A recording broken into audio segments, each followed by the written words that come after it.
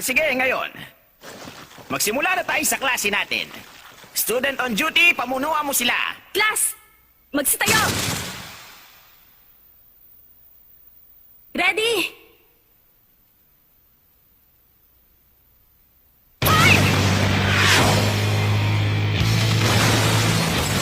Magandang umaga sa inyong lahat. Sige, magpaputok lang kayo hanggang gusto nyo. Kukunin ko na yung attendance. Isugay! Present! Pasensya na, lakasan yung boses nyo. Maingay kasi yung putok ng mga baril. Present! Okajima! Present! Okuda! Present! Katao ka! Present! Kayano! Present! Katsaki! Present! Okay. Walang absent sa inyo ngayon. Napakahusay! Masayang-masaya ang teacher nyo dahil dito. Napakabilis niya. Hindi rin gagana kahit sabay siyang patamaan ng buong klase. Mga assassin, kaming lahat. At ang target namin, ang teacher namin. Sayang naman yun. Ni isang bala wala ring tumama ngayon. Kulang sa masusing pag-iisip ang pamamaraang umaasa lang sa dami ng bilang. Ang direksyon ng aasintahin, posisyon ng barel, paggalaw ng daliri. Bawat isa sa mga ito, napakadali lang naman. Kailangan nyo maging mas malikhain. Dahil kung hindi nyo ako mapapatay sa maximum speed kung aabot sa Mach 20. Pero sandali lang naman po. Imposibleng iniwasan niyo lang lahat ng mga yung teacher. Kasi naman tingnan nyo, normal na mga bibi lang naman to. Pwede kayong tumayo lang dyan at tiisin ang pagtama ng mga to. Tama yun. Tama, Oo nga, ang daya, di ba? O sige, pulutin nyo ang bibis at ibigay sa akin. Oo nga. Sinabi ko na sa inyo, hindi nga siguro mapanganib para sa inyo mga balang to.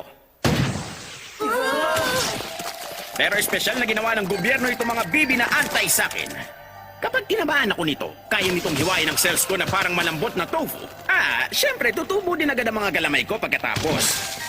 Kaya lang, baka matamaan naman ito ang mga mata nyo. Bawal kayong gumamit nito sa loob ng classroom, maliban na lang kung pagtatangkaan nyo ang buhay ko. Sana nga magawa nyo akong lahat ng paslangin bago man lang kayo graduate. Sige, itago nyo na yung mga baril nyo. Sisimulan na natin ang klase. Class 3 ng Kunigigaoka Junior High School Department, ang Assassination Classroom. Isang class bell na naman ang tumunog ngayong araw.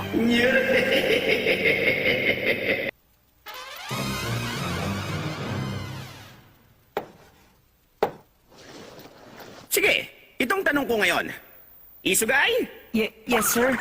alin sa apat na galamay na to ang hindi katulad ng iba?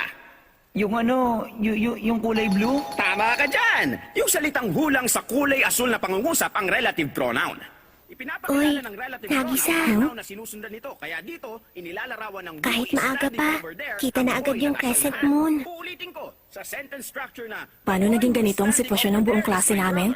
Ang noun ay ang boy na sinusundan Dalawang ng bagay ang relative sabay na pronoun nangyari ng blue. nung nagsimula ang ikatlong taon namin dito sa eskwelahan. Halimbawa, sabihin nyo para may paliwanag ko ng gusto.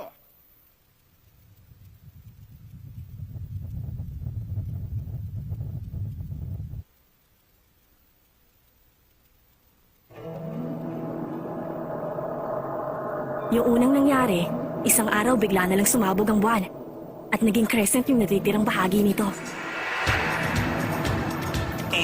Pinuputol namin ang programang ito para ihatid ang kakapasok lang na balita. Makinig kayo dito. Kakakuha lang namin ng impormasyon sa nangyari. Halos 70% ng buwan ang tuluyang naglaho. Inuulit ko po. Magmula ngayon, isang crescent moon na lang ba ang masisilayan nating lahat habang buhay? Pagkatapos, yung pangalawa namang nangyari. Kumusta kayong lahat? Ako nga palang nilalang na nagpasabog sa buwan nyo. Pinabala kong ganon din ang gawin sa Earth sa susunod na taon. Ngayong ako na ang guro nyo rito, ikinagagala ko kayong makilala. Malinaw na merong mali tungkol dito. Nagkakaisang nararamdaman namin. Ako nga pala si Karasuma mula sa Ministry of Defense. Una sa lahat, pakiusap intindihin niyo ang isang state secret na sasabihin ko sa inyo.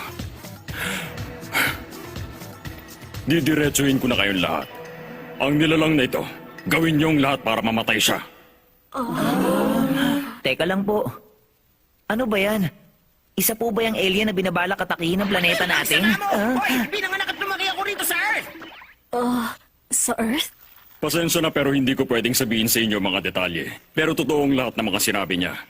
Pagsapit ng March sa susunod na taon, gaya na nangyari sa buwan, wawasakin niya ang Earth. Ang mga pinunulang ng bawat bansa nakakaalam tungkol dito. Kapag nakalabas ang impormasyon tungkol sa kanya, magkakaroon ng pandaigdigang kaguluhan. Bago mangyari yun, kailangan siyang mamatay ng walang kahit na sinong nakakaalam. Ibig sabihin, isang assassination. Kaso nga lang, talagang napakabilis niya. Kapag inatake niyo siya, ayusin lang niya ang kilay niyo ng walang kapintasan. Walang yaka! May kakayahan na napakalakas ng nilalang na to na gawing crescent ang isang buong buwan. Umaabot sa Mach 20 ang bilis niya. Ibig sabihin, kapag hinayaan lang natin siya, wala na tayo magagawa kundi hintayin ang pagkawasak ng planeta natin. Hindi naman masaya kung gano'n ang mangyayari, di ba? Kaya may bagay akong inalok sa gobyerno nyo.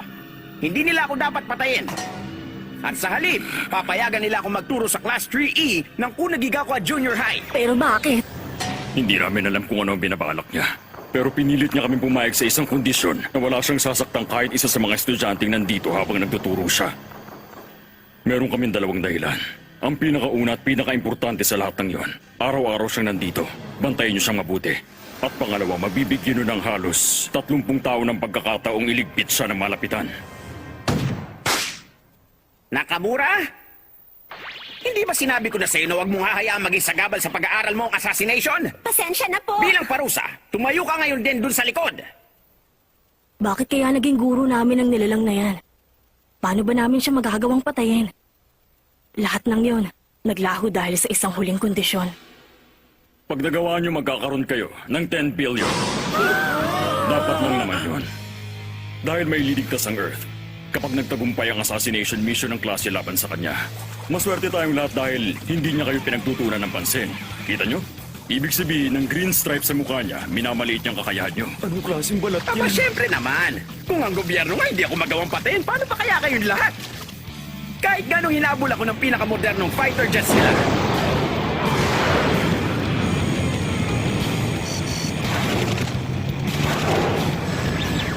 Pinahiran ko lang ang mga yon ng wax dun mismo sa impapawid. Ba't pinapaganda niya lahat?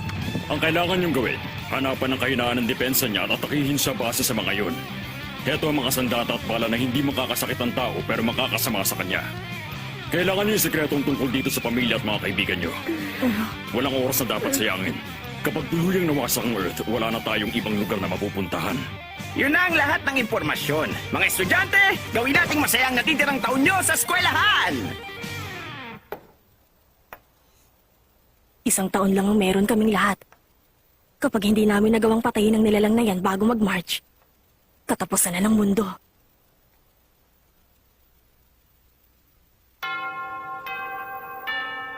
Huh? Lunch break na pala? O sige, pupunta lang si teacher sa China para kumain ng mapo tofu. Yung mga gusto magpasimple dyan, pwede niyo akong tawagan sa phone ko. Sige. Kung naglalakbay siya sa bilis na Mach 20, 10 minuto bago siya makarating sa Sichuan, ang capital ng Mapo Tofu. Walang missile ang may kakayahang pabagsakin ng bagay na ganun kabilis. Isa pa yung octopus na yun, nagche-check ng test papers habang kumikilos ng mas mabilis sa speed of sound. seryoso ka? Yung test paper ko nga, dinrawingan pa niya. Pero teka lang, napakagaling din naman niyang magturo, di ba? Tama ka. Tinuruan niya ako ng math pagkatapos ng klase, kaya naman ang taas na nakuha kong score sa test. Tama. Kaya lang kasi, baka nakakalimutan nyo, tayo ang E-class.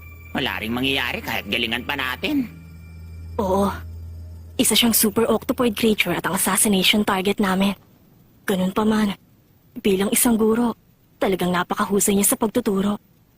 Lahat kami dito, mga normal na estudyante lang naman bago kami biglang naging assassins. Kaya lang, ang buong klase ng E-class, naiiba kaysa sa ibang estudyante. Hoy, Nagisa! Sumama ka sa amin sa labas. Oras na para gawin yung assassination plan natin. Yung octopus na yon, nagbabago ang kulay ng mukha niya depende sa mood niya. Ano, nagawa mo ba siyang obserbahan gaya ng inutos ko? Ganun na nga. Alam na natin na nagiging striped green ang kulay niya kapag confident siya. Kapag mali ang binibigay nating sagot sa kanya, nagiging dark purple.